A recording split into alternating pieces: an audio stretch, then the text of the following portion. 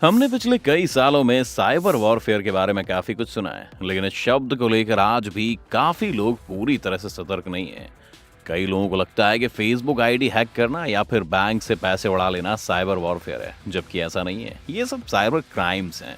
जैसे हमारी दुनिया में वॉर या युद्ध एक क्राइम से काफी बड़ा होता है, उसी तरह साइबर वॉरफेयर भी साइबर क्राइम से ज्यादा खतरनाक है और चाहे तो पूरे के पूरे देश या फिर पूरी दुनिया को ही उसके घुटनों पर ला सकता है।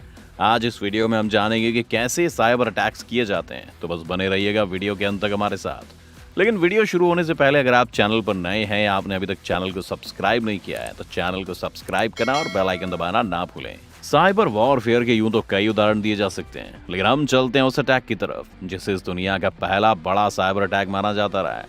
दुनिया भर में जब इंटरनेट का प्रचार बढ़ गया था और सॉफ्टवेयर इंडस्ट्री बहुत तेजी से ग्रो कर रही थी, तब कुछ कंप्यूटर इंजीनियर्स ने ये देखा कि इन सॉफ्टवेयर्स में बहुत सारी कमजोरियां हैं जिनका इस्तेमाल करके इनके कोड्स को बदला जा सकता है या फिर इनकी मदद से मेन कंप्यूटर में भी घुसा जा सकता है। इसे ही हमने बेसिकली हैकिंग कहा था। इसके बाद बहुत सारे इंजीनियर्स ऐसे बग्स को ढूंढ कर इंटरनेट पर डाल देते थे ताकि ये कंपनीज इन्हें ठीक कर दे। इसके बाद आई डिफेंस नाम की एक कंपनी अमेरिका में आई, जिन्होंने इन इंजीनियर्स से कहा कि वो ये डिटेल्स इंटरनेट पर डालने के बजाय उन्हें भेज दें, जिसके लिए उन्हें अच्छे खासे पैसे दिए जाने लगे। और फिर आई डिफेंस इन बग्स को मेजर सॉफ्टवेयर कंपनीज को रिपोर्ट करती थी, यानी बग्स को ढूंढना और रिपोर्ट करना खुद ही एक बिजनेस बन गया था। इस बिजनेस में इसके बाद एंट्री हुई अमेरिका की मिलिट्री की, जिन्होंने आई डिफेंस से कहा कि वो इन बग्स को उन्हें बेच दे। मिलिट्री का मकसद इन बग्स को ठीक करना नहीं, बल्कि इन बग्स का इस्तेमाल करते हुए दूसरे देशों के अंदर घुसने का था। यहीं से सारी परेशानी की शुरुआत हुई। आई डिफेंस ने यूएस मिलिट्री के साथ काम करने से मना कर दिया, लेकिन यूएस मिलिट्री ने फिर कुछ दूसरी कंपनीज को फंड देना शुरू किया और वो खुद भी इस फील्ड में कूद पड़े। इसका अंजाम हमें कई सालों बाद पता चला, जब बेलारूस की एक कंपनी वायरस ब्लॉक अड्डा को एक अजीब सी रिक्वेस्ट मिली। वायरस ब्लॉक अड्डा उस वक्त ईरान की सरकार को साइबर सिक्योरिटी प्रोवाइड करने का काम कर रही थी। उन्हें पता चला कि ईरान के कई सारे कंप्यूटर्स अपने आप ही चलते चलते बंद हो जाते हैं। पहले उन्हें लगा कि ये छोटी सी प्रॉब्लम है और उन्होंने अपने कंप्यूटर्स में विंडोज को फिर से इंस्टॉल करके देखा, लेकिन जब इससे भी प्रॉब्लम सॉल्व नहीं हुई तो वायरस ब्लॉक अड्डा ने इस मामले को गंभीरता से लिया और इस पर जांच करनी शुरू कर दी। जांच में सामने आया कि ये सब एक वायरस की वजह से हो रहा है, जिसके फैलने का तरीका बहुत आसान है। कोई एक यूएसबी या पेन ड्राइव को कंप्यूटर में प्लग करता है और फिर उस कंप्यूटर और उससे जुड़ी सभी कंप्यूटर्स, वाईफाई नेटवर्क्स और बाकी कनेक्टेड डिवाइसेस में भी ये वायरस चला जाता है और इस तरह फैलता हुआ ये वायरस ईरान के 58% कंप्यूटर्स में फैल चुका है और इस वायरस का नाम था स्टक्सनेट।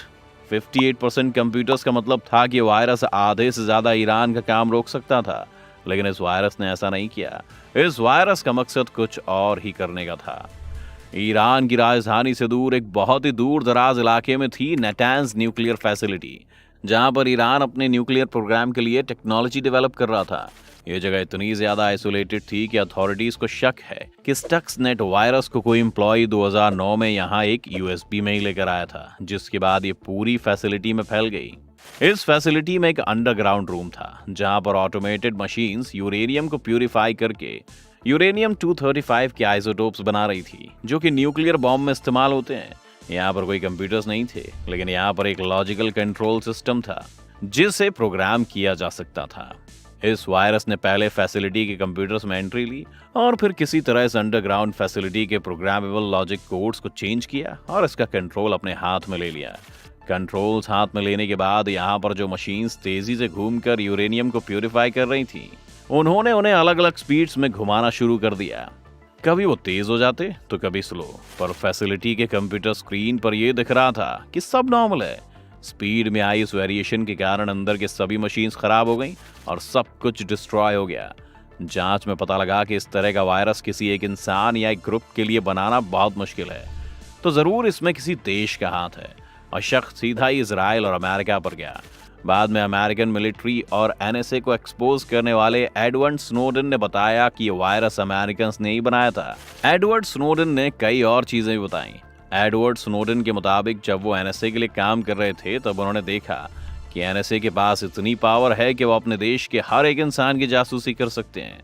स्नोडेन खुद बताते हैं कि उन्होंने एनएसए ऑफिसर्स को लोगों के आईफोन्स में घुसकर उनकी पर्सनल फोटोज देखने से लेकर उनकी चैट्स तक पढ़ते हुए देखा है। स्नोडेन कहते हैं कि इस बात से कोई फर्क नहीं पड़ता कि आपका फोन ऑन है या स्विच्ड ऑफ है, एनएसए चाहे तो उसमें से इंफॉर्मेशन निकाल सकता है। ये बात सिर्फ अमेरिका तक ही सीमित नहीं है, बल्कि अमेरिका के अलावा बहुत से देशों ने भी ये टेक्नोलॉजी डेवलप कर ली है और इन टेक्नोलॉजीज के लिए खरीदार भी मौजूद हैं।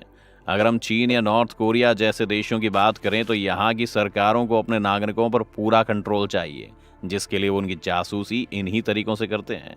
जब नॉर्थ कोरिया के डिक्टेटर किम जोंग उन को एक फिल्म में दिखाया गया था, तब नॉर्थ कोरिया ने इस पर आपत्ति दर्ज की थी, लेकिन फिर भी सोनी ने इस फिल्म को रिलीज किया और जवाब में नॉर्थ कोरिया ने सोनी के पूरे नेटवर्क को हैक कर लिया, उनकी सभी डिटेल्स पब्लिक में लीक कर दी। ईरान की न्यूक्लियर फैसिलिटी पर हुए हमले के बाद ईरान ने भी एक तरह की सर्जिकल स्ट्राइक करते हुए कई सारे अमेरिकी बैंक्स का निशाना बनाया था। फिर से नॉर्थ कोरिया पर लौटे तो वहां के हैकर्स तो इतने ज्यादा ट्रेंड हैं कि उन्होंने बांग्लादेश के रिजर्व बैंक से उनका सारा फॉरेन रिजर्व भी उड़ा लिया था, जिससे कि देश में बहुत बड़ा आर्थिक संकट आने वाला था। भारत से भी इस तरह की खबरें आती रहती हैं। एक तरफ तो हम अपनी साइबर कैपेबिलिटीज को बढ़ा रहे हैं, लेकिन दूसरी तरफ इसका दुरुपयोग भी किया जा रहा है। हाल ही में हमें पता चला कि भारत सरकार इजराइल के पेगासस सॉफ्टवेयर का इस्तेमाल कर रही है, जो किसी के भी फोन को बिना किसी लिंक पर क्लिक किए या फिर कोई वायरस से भरी फाइल शेयर किए हुए हैक कर सकता है। इसके बाद ये खबर भी आई कि पेगासस के थ्रू भारत के कई सारे नेताओं, बिजनेसमैन और कोर्ट के जजेस की जासूसी की जा रही है। अगर देखा जाए तो यही तीनों लोग हैं जिन्हें आप कंट्रोल करना चाहेंगे।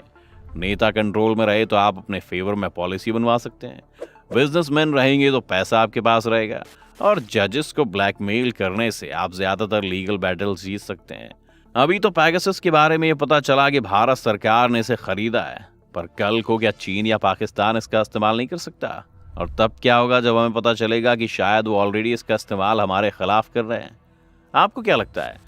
क्या कुछ सालों बाद साइबरवेयर असली जंग की जगह ले लेगा? और क्या वर्ल्ड वॉर 3 कंप्यूटर पर लड़ी जाएगी? हमें कमेंट्स में जरूर बताएं।